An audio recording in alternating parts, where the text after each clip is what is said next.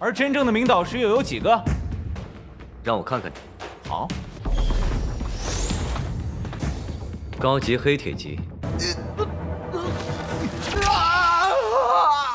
好了，别躺着装死了。顾导师，我叫蓝颜月。滴一滴血给我。好。Halo guys, balik lagi bersama Mimin from Zero. Di video kali ini Mimin akan melanjutkan alur cerita Donghua yang berjudul Dragon Star Master episode ke-7. Seperti biasa, sebelum masuk ke rekap ceritanya, buat kalian yang menonton video ini dan belum subscribe, tolong di subscribe dulu ya guys. Dan jangan lupa nyalain lonceng biar nggak ketinggalan update terbaru dari channel From Zero. Playlist untuk Donghua ini juga udah tersedia bagi kalian-kalian yang baru aja bergabung dan belum nonton episode sebelumnya ya. Ya udah deh, gak usah berlama-lama, langsung saja kita ke rekap ceritanya guys.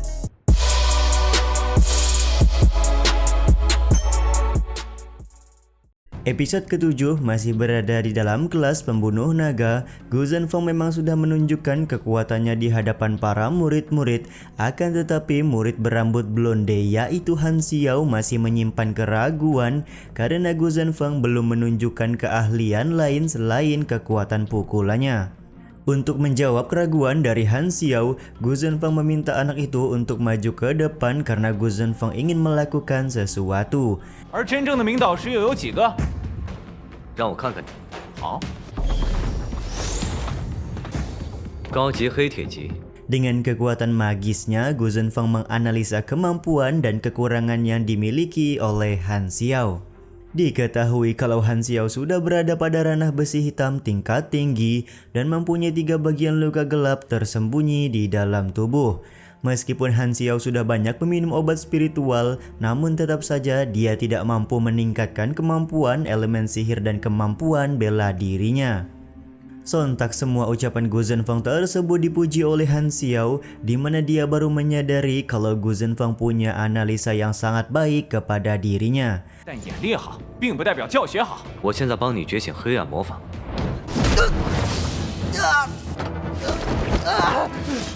Tanpa basa-basi dengan kemampuannya, Gu Zhenfeng kali ini akan membuka elemen sihir kegelapan yang ada di dalam tubuh dari Han Xiao. Dalam proses penyembuhan yang dilakukan oleh Gu Zhenfeng, Han Xiao terlihat berteriak kesakitan yang membuat seorang murid bernama Leng Yu melakukan protes. Protes yang dilakukan oleh Leng Yu seketika lenyap setelah Gu Zhenfeng menggunakan kemampuannya untuk menekan kekuatan dari Leng Yu. 好了，别躺着装死了。 Tak lama berselang proses penyembuhan kepada Han Xiao sudah selesai dilakukan, di mana terlihat Han Xiao sudah bisa menggunakan elemen sihir kegelapan yang selama ini sulit untuk dia kembangkan. 黑暗魔法。你还怀疑我的教学能力吗？ Sebagai rasa terima kasih, Han Xiao kemudian bersujud kepada Gu Zhenfeng dan meminta maaf karena sudah meragukan kemampuan Gu Zhenfeng sebelumnya. 韩萧怎么可能觉醒黑暗魔法？看看我是不是在做梦？好了，从今天开始，不想听我的课，现在就可以离开。 Karena Gu Zhenfeng sudah membuat pembuktian di hadapan semua murid, dia kembali menegaskan agar para murid mengakuinya sebagai guru di dalam kelas pembunuh naga ini. Bagi siapapun yang tidak bisa menerima hal tersebut, maka Gu Zhenfeng mengizinkan mereka untuk keluar sekarang juga dari dalam kelas. Respon yang digunakan murid-murid kelas pembunuh naga bisa dibilang cukup baik, di mana mereka sudah mengakui Gu Zhenfeng sebagai guru dan tidak memutuskan untuk keluar dari dalam kelas. 我给你们1分钟考虑时间。 顾导师，我发现你真的好帅，但你能让我们像韩萧一样脱胎换骨？ Beberapa murid juga meminta bantuan dari Gu Zhenfeng untuk membantu mereka dalam membangkitkan elemen sihir secara keseluruhan. Mengenai hal tersebut, tentu saja Gu Zhenfeng sebagai guru akan berusaha semaksimal mungkin guna bisa membantu para murid-muridnya di dalam kelas pembunuh naga.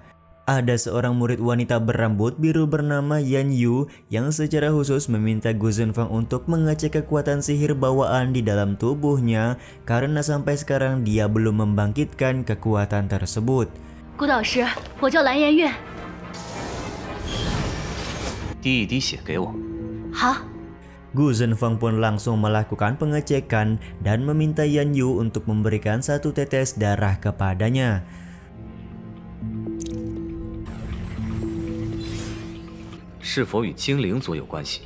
Setelah diberi 1 tetes darah, Gu Zhenfeng memastikan kalau Yan Yu mempunyai keturunan peri.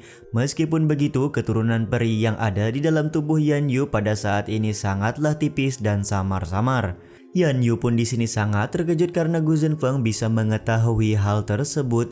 Dia juga bertanya apakah garis keturunan peri di dalam tubuhnya ini bisa dibangkitkan sepenuhnya atau tidak. Gu Zhenfeng berkata kalau Yan Yu bisa saja membangkitkan garis keturunan peri, akan tetapi hal tersebut sangatlah sulit karena Yan Yu hanya memiliki sedikit saja garis keturunan tersebut. Meskipun begitu, Gu Zhenfeng sebagai wali kelas pembunuh naga bersedia membantu Yan Yu sampai dia benar-benar bisa membangkitkan garis keturunan peri tersebut. 但你体内的精灵血脉太稀薄。谢谢顾导师。顾导师，我叫雪玲。 Kini giliran seorang murid bernama Suling yang meminta bantuan agar Gu Zhenfeng melihat elemen bawaan di dalam tubuhnya. 你拥有雷系魔法。 Setelah selesai melakukan analisa, Gu Zhenfeng memastikan kalau Suling punya sihir elemen petir di dalam tubuhnya dan bisa dibilang menjadi salah satu yang terbaik pada saat ini. Namun sayangnya kecepatan perkembangan dari Suling sangatlah lambat yang membuat elemen petir tersebut sampai sekarang belum bisa dibangkitkan. Tanpa ragu-ragu di sini Gu Zhenfeng juga menawarkan apakah Suling berminat merubah elemen petirnya menjadi elemen petir terlarang yang cukup kuat. Suling pun di sini tampak bingung karena dia baru pertama kali mendengar nama sihir petir terlarang yang baru saja disebutkan oleh Gu Zhenfeng. Dia juga tidak percaya kalau sihir elemen petir biasa bisa diubah atau berevolusi menjadi elemen sihir petir terlarang. Kalau aku sudah bilang bisa, pasti itu akan bisa, ucap Gu Zhenfeng sembari mengeluarkan elemen sihir petir terlarang miliknya di hadapan semua murid. 怎么可能进化成禁忌雷法？ 这正是禁忌雷法。 Diketahui elemen petir terlarang milik Gu Zhenfeng bernama elemen petir non-innate yang dia kembangkan sendiri.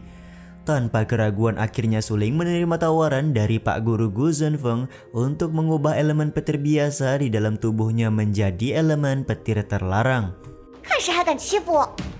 雪灵如果修炼成禁忌雷法， Di saat yang sama, Han Xiao kembali bertanya jika Suling punya kemampuan elemen petir yang luar biasa, lalu kenapa dia hanya akan dijadikan penyihir petir kedua di dalam Akademi Dragon King ini.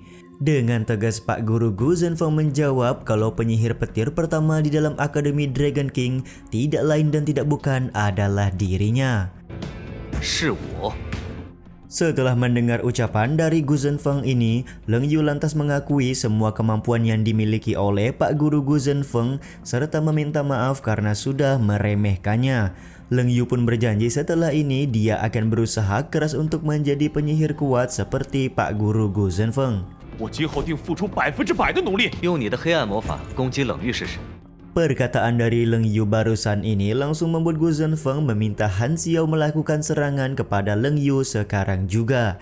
Han Xiao yang tidak bisa menolak akhirnya pun melakukan serangan kuat dengan elemen kegelapan yang dia miliki.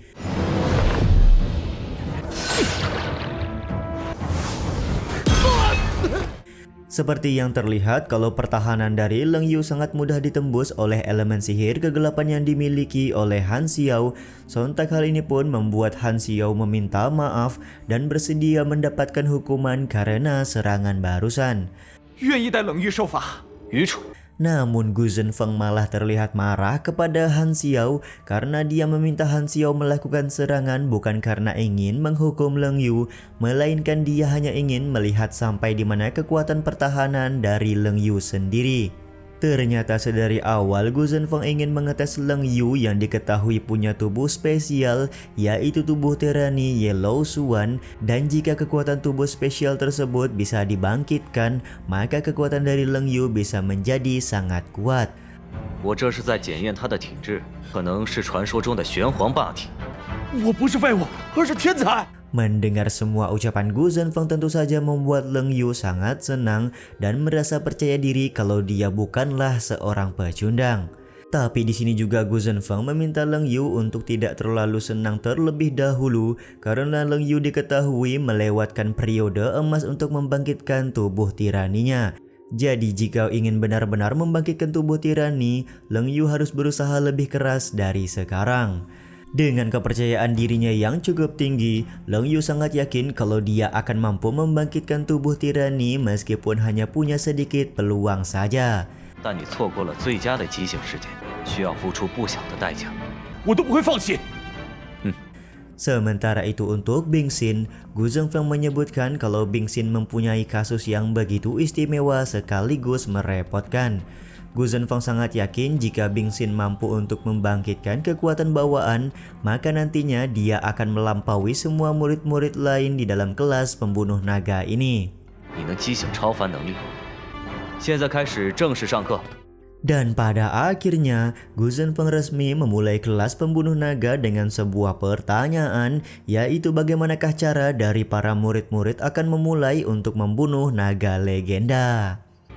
你们想如何屠龙？ Pertanyaan dari Pak Guru Gu Zhenfeng ini juga sekaligus menutup episode 7 kali ini ya guys. Ya udah deh, sampai di sini dulu aja video kali ini. Mohon maaf jika masih banyak kekurangan dan kesalahan dalam penyampaian kata-kata ya. Terima kasih buat kalian yang udah nonton dan jangan lupa subscribe serta nyalain loncengnya ya guys. Mimin selaku penulis narasi, tukang voice over dan tukang edit video pamit undur diri. Salam hangat, see you in the next video. Bye bye guys, see you next week.